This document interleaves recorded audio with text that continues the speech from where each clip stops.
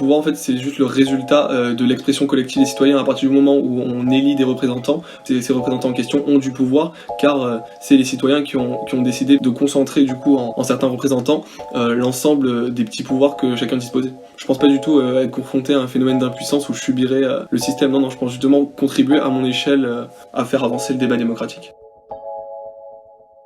Si le pouvoir personnel résulte en un pouvoir collectif, comment les jeunes perçoivent-ils le pouvoir politique à plus grande échelle ? Quelles relations entretiennent-ils autant avec cette notion abstraite qu'avec la réalité des personnes qui l'incarnent ? Dans ce 9e épisode, intitulé « Pouvoir chapitre 2 », quelques paroles libres racontent le rapport des jeunes au pouvoir politique au pluriel, dans leur dimension globale et collective.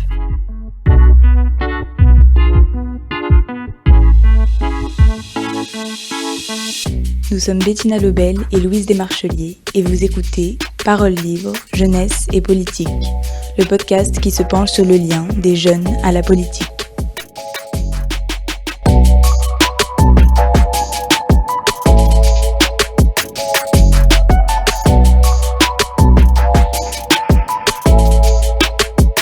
Des fois, j'ai l'impression que les dirigeants se rendent pas vraiment compte.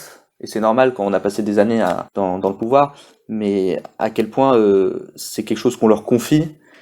Un exemple qui me vient comme ça en tête, c'est les dépenses, par exemple, quand on lit la presse américaine ou quoi, dans le discours américain commun, on parle souvent de taxpayers' money, l'argent du contribuable, et on parle toujours comme ça, l'argent du contribuable, et je pense que c'est utile parce que ça rappelle toujours que c'est de l'argent qui est confié aux dirigeants pour l'utiliser au nom des gens qui ont payé des impôts.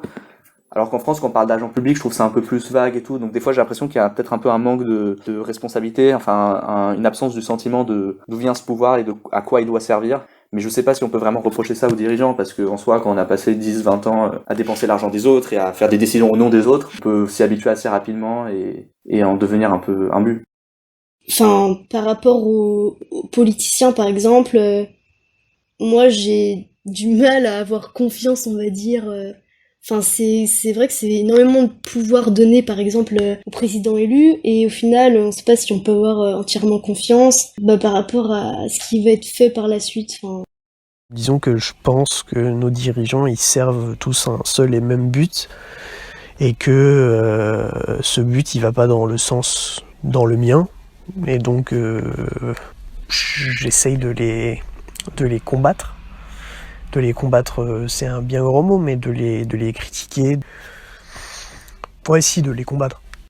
Pour moi, la classe politique aujourd'hui, ça va principalement être une classe politique élitiste, pas forcément consciente de, certaines réalités sociales puisqu'ils n'y ont jamais été confrontés, et du coup qui est un peu hypocrite et incapable et qui n'a pas forcément une volonté de changer les choses dans le bon sens. Et du coup, mon rapport au pouvoir, il est pas très bon, et je pense comme la principale des adolescents de nos jours.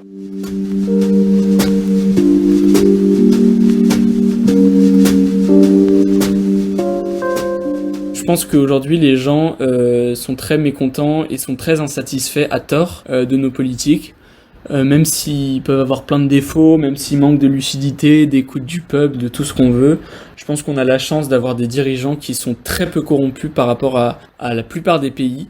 On a la chance d'avoir des dirigeants qui ont le souci de leur fonction.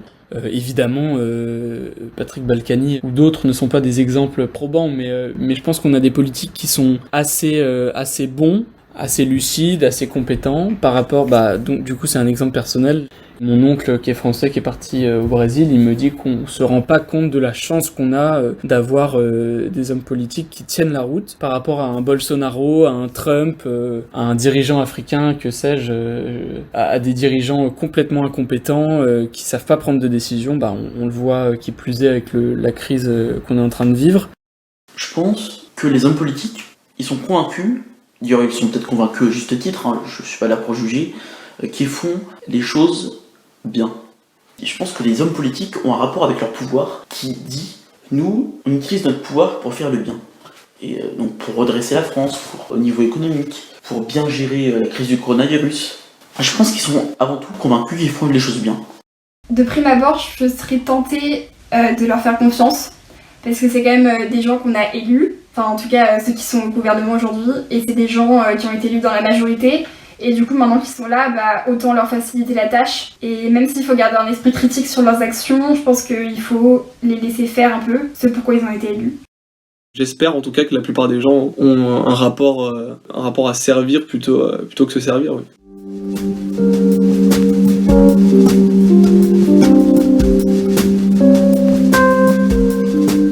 Aucun candidat ne peut être parfait, genre, on a tous des avis différents.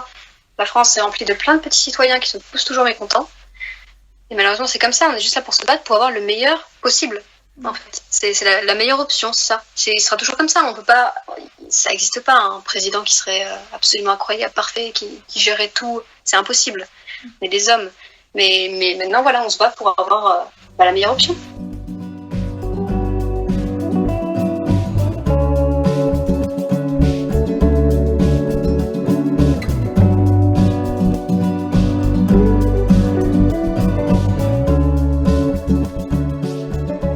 Enfin, je trouve que cette espèce de binarité de droite et de la gauche n'a un peu aucun sens en fait, surtout en ce moment. En fait, ils veulent tous le pouvoir dans les partis politiques, et une fois qu'ils l'ont, ils font la même chose que tout le monde en fait. Les politiciens, ils en sont dépendants, je pense, parce que c'est leur gagne-pain, quoi. Eux, ils vivent comme ça, et ça, je pense que si c'est un problème. Être un homme politique aujourd'hui, ça rime pas avec gagner beaucoup d'argent, donc il faut vouloir autre chose, et cette autre chose, c'est le pouvoir. Donc souvent, c'est des gens qui auraient pu être chefs d'entreprise et gagner des millions, et c'est pas le cas. Quand on voit ce que gagne le président de la République, c'est-à-dire 15 000 euros par mois, comparé à ce que gagne un patron du CAC 40, je pense qu'il n'y a pas photo. Et donc, il faut chercher ce qui les anime en plus, et c'est le pouvoir en premier, je pense. Mais surtout, peut-être d'ailleurs le pouvoir en deuxième, derrière l'intérêt général. Dans la démarche un peu électoraliste, je pense qu'un certain problème de la politique, c'est que les hommes politiques veulent se faire réélire dès qu'ils sont au pouvoir, en fait. Je pense que c'est un peu addictif, la politique. Alors dès qu'on est au pouvoir, on veut y rester le plus longtemps possible, et du coup on veut tout faire pour être réélu. Donc je pense que c'est tout une gymnastique de donner l'impression aux autres qu'on les écoute, alors qu'on les écoute pas forcément. Et du coup voilà, je pense qu'on nous entend, mais on nous écoute pas. Alors quand j'étais petit, avant même d'avoir vraiment des opinions politiques bien définies, je voulais vraiment faire de la politique, genre je voulais être président, c'était vraiment mon rêve. Et donc je pense que en fait, vu que j'avais pas d'opinion politique précise, ça devait pas être l'envie de changer les choses en fait, ça devait être l'envie du pouvoir justement. Et au fur et à mesure que je m'intéressais aux sujets politiques et tout, je suis devenu beaucoup plus intéressé par l'aspect intellectuel des choses, on va dire, de réfléchir au sujet, de débattre, de construire une opinion. Et je me suis surtout rendu compte qu'en fait, plein de choses dans la politique, c'est pas vraiment le genre de choses qui intéresserait quelqu'un qui s'intéresse aux idées. Et que c'était plus, fallait avoir un positionnement parce que c'était l'opinion de l'électorat, et puis fallait faire des alliances et tout. Et pour quelqu'un qui voulait vraiment trouver quelle était la bonne opinion à avoir sur un sujet, c'était pas quelque chose qui était idéal, la politique, et donc le fait de détenir le pouvoir.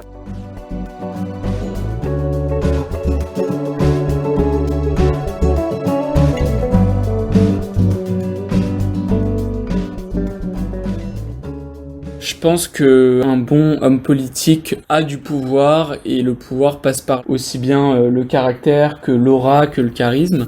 Et il faut des hommes forts en politique aujourd'hui. Je pense que c'est pour ça que le quinquennat de François Hollande a été une petite catastrophe sur ce point-là, c'est qu'il a voulu être un président normal. Et aujourd'hui, je pense que les gens n'ont pas, même si c'est implicite, les gens n'ont pas envie ni besoin d'un président normal. Je pense qu'on a besoin d'hommes forts. Je parle pas d'autoritarisme ou d'abus de pouvoir, hein, mais des hommes forts qui ont, comme je te le disais, le squelette idéologique nécessaire, la poigne nécessaire pour faire avancer les choses, et pour, s'il faut, brusquer un peu les électeurs et brusquer un peu les Français. Sinon, on n'avance pas, quoi. Pour ce qui est de 2022, en fait, si je mets le bulletin de vote avec le nom d'un candidat, pour moi, je choisis que pendant 5 ans, il dirige mon pays. Forcément, faut que j'ai confiance en lui, et je pense que on est obligé d'avoir un chef. Et même, moi, je suis en lycée militaire, donc je sais. Même si des fois on est en désaccord avec les ordres des supérieurs, on doit les suivre parce que généralement c'est la meilleure chose à faire. Et c'est pour ça que c'est très important le choix du président, parce que c'est lui qui choisit c'est quoi la meilleure chose à faire. Je pense que c'est bien pour ceux qui veulent s'exprimer, mais il faut aussi rester humble, et la politique, il faut le dire, c'est une affaire d'experts, c'est une affaire de professionnels, peut-être pas de savants, mais en tout cas de professionnels, et donc oui, on doit laisser la politique à ceux qui connaissent le métier. Sauf que le problème, c'est que la politique, à la base, c'est pas un métier, donc c'est plus ça la vraie question. Pourquoi il y a des personnes qui exercent comme métier la politique, alors que c'est pas supposé être un métier fixe à la base, quoi. Mais ouais, le ministre de la Santé, pour moi, ça devrait être un médecin. Enfin, ça devrait pas être un politicien, parce que quelle connaissance il a réellement sur le domaine pour pouvoir venir donner un avis sur comment gérer les questions de santé, quoi. Entre vivre une situation et être dedans et juste l'observer, il y a des différences et du coup, pour moi, c'est la même chose en politique.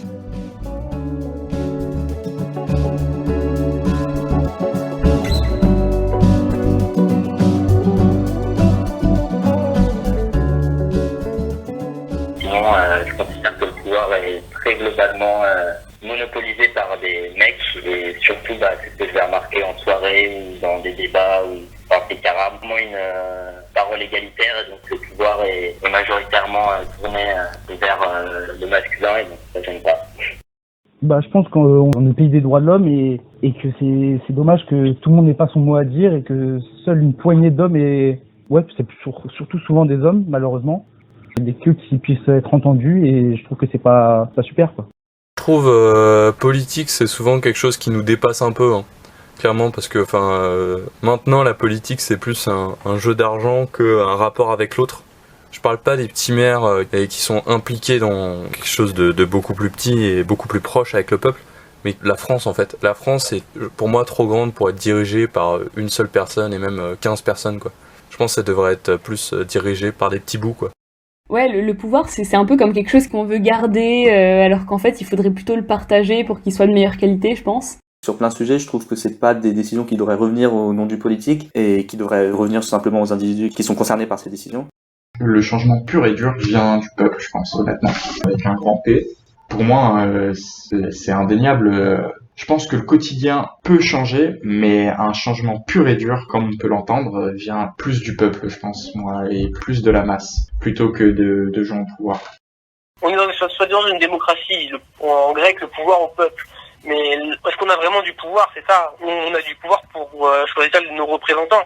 Mais nos représentants qui respectent vraiment que veulent les Français, moi je pense pas. Mais clairement sur la démocratie actuellement, comment elle est, je parle en tout cas pour la France, la démocratie représentative, elle est clairement en crise quoi.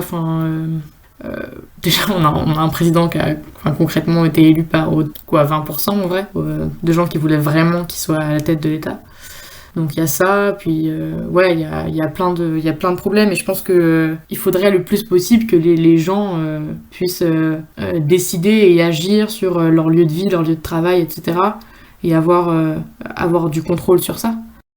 Après c'est dur d'avoir un pouvoir vraiment légitime et vraiment indépendant, mais je pense que la démocratie participative conjuguée à une meilleure éducation des enfants, ce serait le must. Parce que du coup les gens auraient eu le droit de savoir et en fait les gens pourraient débattre librement à l'échelle locale, voilà, donner leurs initiatives et en fait si les gens savent globalement et qu'en plus ils débattent de leur savoir ou en tout cas de ce qu'ils pensent savoir, on peut arriver à quelque chose d'assez qui s'approcherait plus du vrai en tout cas que ce qui se passe maintenant et peut-être que en fait ça se rapprocherait de l'intérêt collectif, de l'intérêt commun.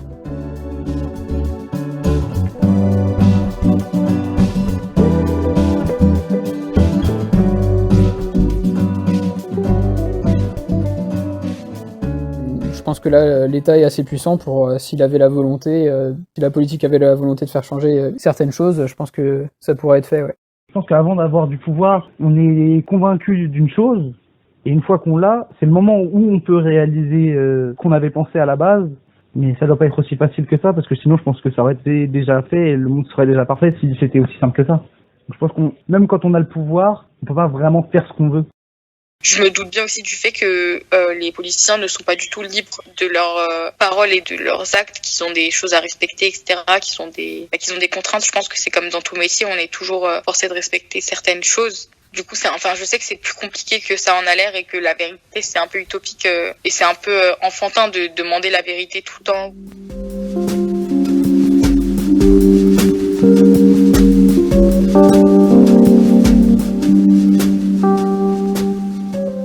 Je pense que justement c'est une des plus grandes forces des politiciens, c'est la manière dont ils arrivent à s'exprimer, leur éloquence, etc.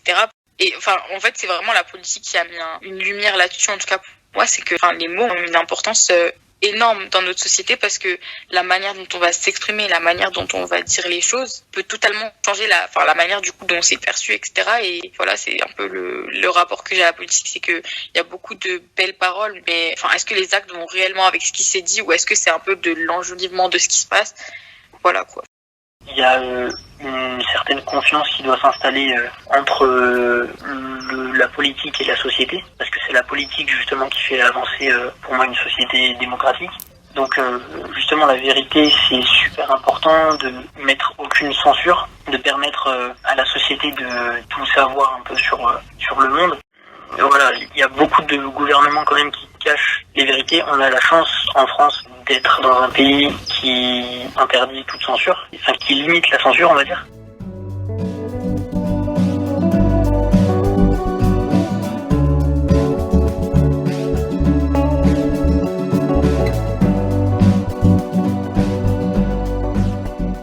Notamment le président Macron, il est quand même assez jeune, enfin il a été élu à 39 ans je crois. Et par rapport à ceux d'avant, Pompidou, Giscard d'Estaing, De Gaulle, Mitterrand, Chirac, c'est que des personnes assez âgées. Et on voit depuis Sarkozy, ils deviennent de plus en plus jeunes et je trouve que c'est une bonne chose. Je pense qu'il est plus au fait de la réalité et de l'évolution des besoins des Français et qu'il est peut-être plus proche de la réalité et qu'il a une expérience plus neuve. Enfin, je pense qu'en fait c'est un bon âge dans la trentaine ou la quarantaine parce que ça concilie à la fois le fait de connaître un peu mieux le peuple, je pense, parce que quand on a 60 ans, c'est compliqué d'être proche des jeunes et d'être proche de la génération qui travaille, alors qu'à 40 ans, il est en plein dans l'expérience de la vie, quoi. Et en même temps, le temps de l'école n'est pas si loin, comparé à quelqu'un qui a 60 ans. Et en même temps, il peut avoir l'expérience que quelqu'un de 20 ans n'aurait pas, et les connaissances que quelqu'un de 20 ans n'aurait pas. Le truc, c'est qu'en fait, justement, le monde change tout le temps, et que les gens qui restent trop longtemps en politique, et de manière générale, les gens qui sont un petit peu âgés, qui sont généralement à la tête de la politique actuelle, du coup ils sont à la tête d'un monde qui n'est plus le monde qu'ils ont vécu.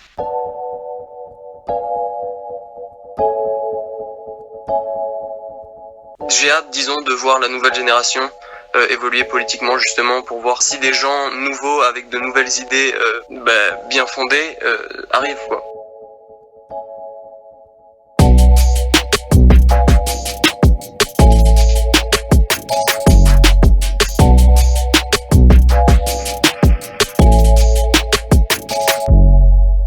Vous venez d'écouter un épisode de Paroles libres, jeunesse et politique. Pensé, écrit, réalisé et produit par Bettina Lebel et Louise Desmarchelier. Nous souhaiterions remercier les intervenants de cet épisode.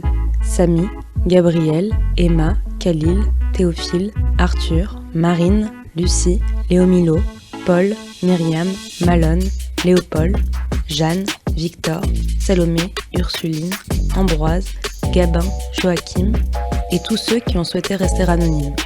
Un merci tout particulier à Adèle Thomas-Ozon du compte Instagram Hippopotame au téton bleu qui a illustré la couverture de ce podcast et à Joséphine Ozou, notre soutien, ami et conseil de la première heure.